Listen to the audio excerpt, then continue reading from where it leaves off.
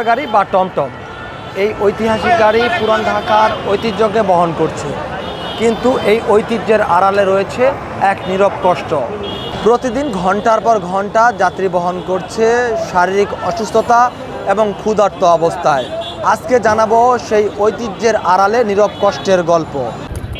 পুরান ঢাকার ইতিহাসের সঙ্গে টমটমের সম্পর্ক প্রায় ১.৫ শতাব্দীর।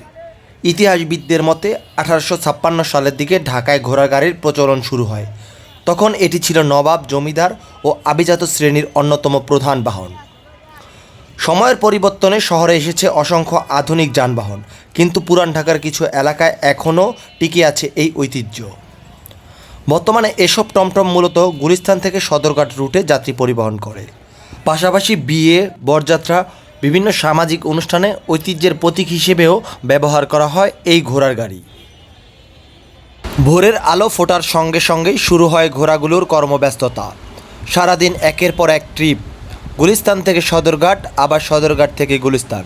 চারপাশে বাস, ট্রাক, মোটরসাইকেল, সিএনজি, রিক্সা, হাজারো যানবাহনের ভিড়ে চলতে হয় এই প্রাণীগুলোকে। যেখানে অনেক সময় মানুষের হাঁটাই কঠিন হয়ে পড়ে, সেখানে যাত্রী বোঝাই গাড়ি টেনে এগিয়ে চলছে তারা। তীব্র রোদ, ধোঁয়া, ধুলোবালি আর যানজট সব কিছুর মধ্যেই যেন থেমে নেই তাদের জীবন সংগ্রাম। ঢাকা শহরটা হয়ে গেছে অনেক লোকমুখী শহর, বিশেষ করে গুলিস্তানে অনেক লোকজন আসা যাওয়া করে। সেখানে ঘোড়াটা একটা রিস্কি মনে হয় আমার কাছে, ঠিক আছে? কারণ ঘোড়া গাড়িটা চলতেছে, আমি নিজেই ভয় পাই যে পাশাপাশি গাড়ি চলতেছে, গাড়ির জায়গা কোথায়, ঘোড়ার জায়গা কোথায়, খুবই কষ্টকর ব্যাপার। এবং যারা যাত্রী আছে এরাও মনে হয় খুব সফটলি যাইতে পারে না, এরাও মনে হয় ভয়ে সদরঘাটে পৌঁছতে হয়। আমার মনে হয় ঘোড়া গাড়িটা বাদ দিয়ে যদি বাসে বা অন্য কোনো যানবাহন ইউজ করে তাহলে সবচেয়ে তার জন্য নিরাপদ হয়। প্রাণী অধিকার নিয়ে কাজ করা ব্যক্তিদের মতে কর্মরত প্রাণীরও রয়েছে মৌলিক অধিকার। নিয়মিত পর্যাপ্ত খাদ্য, বিশুদ্ধ পানি, ছায়াযুক্ত বিশ্রামের জায়গা এবং সময় মতো চিকিৎসা এসব নিশ্চিত না হলে ঘোড়াগুলোর শারীরিক সক্ষমতা দ্রুত কমে যেতে পারে। তাদের অভিযোগ, অনেক ক্ষেত্রে কর্মরত ঘোড়াগুলো দীর্ঘ সময় কাজ করে এবং সময় মতো পর্যাপ্ত বিশ্রাম বা উপযুক্ত পরিবেশ পায় না। অন্যদিকে টমটম চালক ও মালিকদের কথায় উঠে আসে ভিন্ন বাস্তবতা। তাদের দাবি ঘোড়াগুলোই তাদের পরিবারের একমাত্র আয়ের উৎস, কিন্তু খাবার, ভুসি, খড়, ঔষধ ও চিকিৎসা খরচের আগের তুলনায় অনেক বেড়ে গেছে। ফলে ইচ্ছা থাকলেও অনেক সময় সব ধরনের পরিচর্যা নিশ্চিত করা কঠিন হয়ে পড়ে তাদের জন্য। অসুস্থ পরিবেশের কারণ হলো আমাদের তো জায়গা নেই, স্থায়ীভাবে কোনো জায়গা নেই। আমরা এখানে দীর্ঘদিন ধরে ব্যবসা করতেছি এইখানের মধ্যে দিয়ে। এখন যতটুকু জায়গা পাইছি বা এখানে পাশাপাশি রাখতেছি, আমরা আবার দৈনিকের ময়লা দৈনিক পরিষ্কার করে ফেলতেছি। মানে যতটুকু পরিপূর্ণভাবে আমরা পরিষ্কার করে রাখা দরকার আমরা সেটা করতেছি। এখন আমাদের যদি বিশেষ একটা জায়গা থাকতো তাহলে আমরা এই জায়গাটার মধ্যে শুরু করে রাখতাম। এখন আমরা হলো রোডে ঘাটে থাকি, আমাদের ঝড় বৃষ্টি হলেও ঝড় হলে বৃষ্টি হয়, রোদ হলে পুড়তে হয়। এইভাবে আমাদের দিন চলতেছে। আমাদের তো সরকারের মাধ্যমে তো আমরা একটা জায়গা পাইনি যে আমাদেরকে স্থায়ীভাবে দিচ্ছে যে তোমরা এইভাবে এই জায়গাটা স্থায়ীভাবে থাকো। এখন আমাদের স্থায়ীভাবে না পাওয়া পর্যন্ত তো আমরা এইভাবে থাকি। এটা যদি তেলের গাড়ি হইতো, দেখা গেলো যে বন্ধ রাখলে তেল লাগতো না। এখন এটা তো খাবার, বোবা জানোয়ার, এটা তো খাবার দিতে হইব। এখন কষ্ট করে হলেও চালাইতে হয় আমার।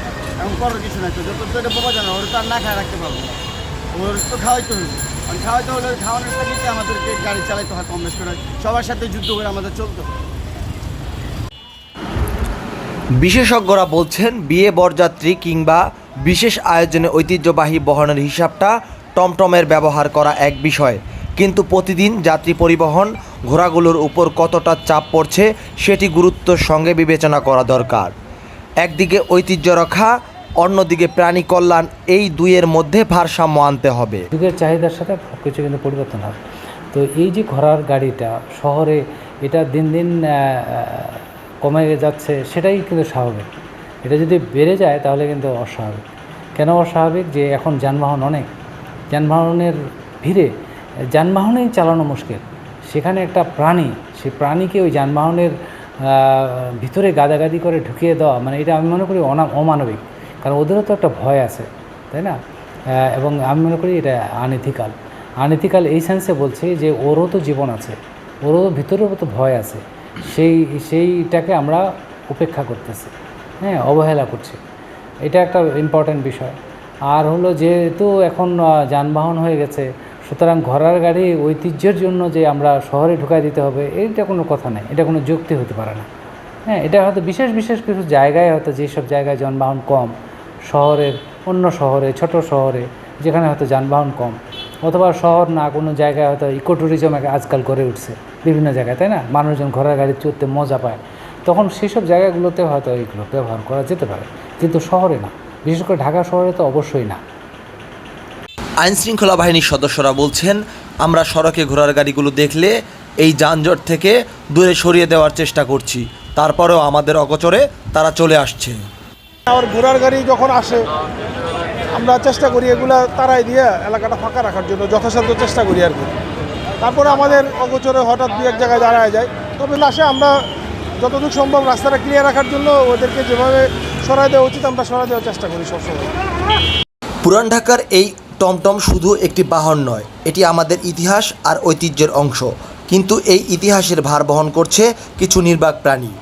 তাই ঐতিহ্যের সংরক্ষণের পাশাপাশি তাদের জন্য নিশ্চিত করতে হবে নিরাপদ কর্মপরিবেশ, পর্যাপ্ত খাবার, বিশ্রাম ও চিকিৎসা।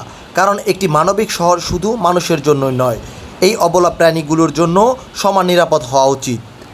এস এম স্বাধীন, চ্যানেল 9, ঢাকা।